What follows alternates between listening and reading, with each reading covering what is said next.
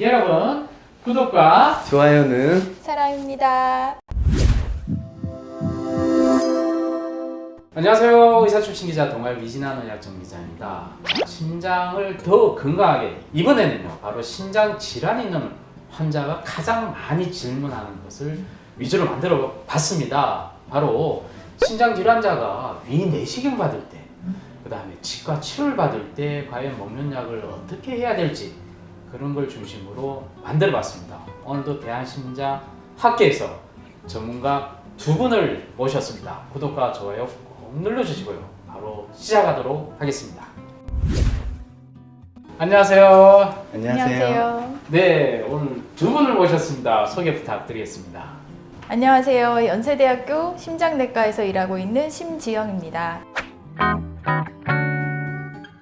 안녕하세요. 고대구로병원의 나진호입니다. 교수님은 아시겠지만 여러분 제가 이 들고 있는 이 약 어떤 건지 아십니까? 비타민? 먹는 콜라겐? 아닙니다. 이게 바로 심혈관 질환자 분들이 반드시 꼭꼭 먹어야 되는 약이라고 하는데요. 어떤 약입니까 대체? 네, 맞습니다. 네. 심장 질환에는 혈액순환이 가장 중요하잖아요. 그래서 네. 혈액이 잘 돌려면 혈액이 끈끈해서는 안 돼야 되는데 네. 그렇게 혈액이 끈끈하지 않고 좀 잘 돌아갈 수 있게 좀 맑게 해주는 약이 바로 여기에 나와 있는 항혈소판제와 항응고제입니다. 그런데요, 왜 내시경 검사, 치과 치료할 때 이 소중하고 중요한 약을 왜 끊으라고 하는지 왜 그렇습니까 대체? 네, 이 약들은 말씀하셨다시피 심장질환자가 피를 맑게 해가지고 순환이 잘 되게 하는 약이잖아요. 네네. 그래서 어떤 치료를 하거나 검사를 할 때 피가 날 수 있는데 그 피가 날 때는 피가 안 멎는 거죠. 뭐 이런 상황이 생길 수 있으니까 가능하면 이런 검사나 어떤 출혈이 발생할 수 있는 이런 치료를 할 때는 며칠이라도 끊고 올 수 있는지 좀 상담을 받아야 되는 거예요. 정말 출혈이 문제가 돼서 이거 끊으라고 했는데 끊지 않고 뭐 복용하다가 혹시 문제된 케이스가 있습니까? 그 건강검진하러 가셨는데 그때 이제 확인을 해서 알게 되면 네. 다시 돌려보내죠. 이 약을 조절받고 와라. 어. 아니면 뭐 이 약을 끊을 수 있으면 끊고 와라. 오늘은 못한다. 이렇게 하는 경우도 있고요. 네. 만약에 진짜 모른 채 했는데 뭐 조직 검사를 막 했어요. 했는데 이제 지혈이 안 되는 거죠. 그러면 이제 또 응급실에 오시게 되거나 출혈이 돼서 당황스러운 경우가 있습니다. 문제는 반대의 경우도 있을 수 있어요. 그게 뭔가 네. 심장 질환자가 꼭 먹어야 되는 약이었는데 이거를 그냥 무작정 한 일주일, 2주일 끊고서 가서 지혈은 잘 되고 좋았는데 심장 질환이 악화되거나 갑자기 나빠지는 거죠. 그렇죠.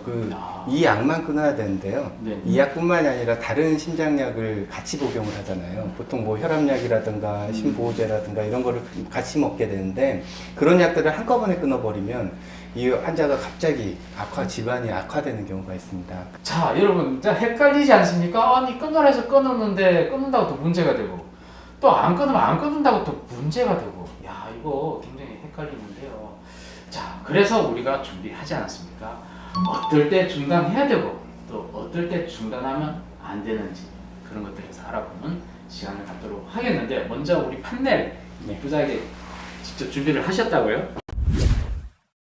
일단 먼저 항혈소판제와 항응고제가 두 개가 서로 다른데 네. 제가 먼저 항혈소판제제에 대해서 먼저 좀 설명을 좀 드려보도록 하겠습니다. 네. 가장 많이 쓰이는 게 여러분들 다 아실 겁니다. 아스피린입니다. 아스피린요? 네, 그게 네네. 바로 이겁니다. 아스피린은 여러 가지 종류가 있는데 그게 네네. 대표적으로는 이렇게 하얀 이런 아스피린이 하얀 있고요. 양, 네. 이렇게 capsule로 되어 있는 아스피린이 있습니다. 아, 이런 네네. 아스피린을 대표적으로 쓸 수가 있고요. 네네. 이런 종류의 약들을 보시면 좀 울긋불긋하죠. 빨갛고 분홍색이고 막 이런 약들이 보통 이런 항혈소판제제에 들어가 있는 약들이 할 수 있겠습니다. 근데 숫자가 뭐 있는 알약도 있는데요. 교수님, 숫자가 왜 있는 건가요? 네, 여기 보시면 저희가 플라빅스라고 클로피도그린을 제일 많이 쓰는 거면 75라고 이렇게 써 있어요. 75. 네. 대부분은 이게 들어가 있듯이 약제의 용량입니다. 이 항혈소판제나 항응고제는 또 용량도 또 좀 중요하기 때문에요. 용량 표시를 많이 하고 있어서 좀 붉은 계통의 약인데 숫자 표시되어 있는 거 조금 항혈소판제가 아닌지 식별하는데 조금 도움이 됩니다. 교수님 뭐 또 한 네. 문구제를 또 이렇게 들고 나오셨어요. 네, 앞서 보여주신 항혈소판제 주로 많이 드시는 게 혈관 질환 있을 때 드시잖아요. 네. 근데 항응고제는 좀 응고 효과가 항응고, 그러니까 피를 멈추게 하는 효과가 더 셉니다. 더 강한 약이고 주로 판막 수술을 받았다든지 부정맥이 있는 환자, 심방세동으로 뇌졸중 위험도가 있어서 그거를 낮추기 위해서 항응고제를 복용해 피를 맑게 하는 거죠. 그래서 대표적인 게 보면 와파린 이런 약을 드시는 경우가 있고요. 요즘은 와파린 말고 여러 가지 약제가 나와서 보시다시피 좀 붉고죽죽한 색깔이 대부분이 좀 네. 파란색도 있긴 하지만 네. 여러 가지 용량으로 되어 있어서 대부분은 이런 조금 억양이 좀 강한 약들이 좀 많습니다. 이러면 생명에 정말 도움이 되는 약인데요. 이게 중단하라고 하면 이게 굉장히 위험하지 않을까, 그래 불안해하는 환자도 분명히 있을 것 같은데요. 맞습니다. 실제로 어떻습니까? 그래서 이제 이런 약들은 꼭 네. 필요한 경우에만 중단을 해야 됩니다. 그래서 저희가 하나 더 보여드리면 심장 이런 약들을 어느 때 끊어야 되는지는 그 득과 실을 따져야 되는 건데요.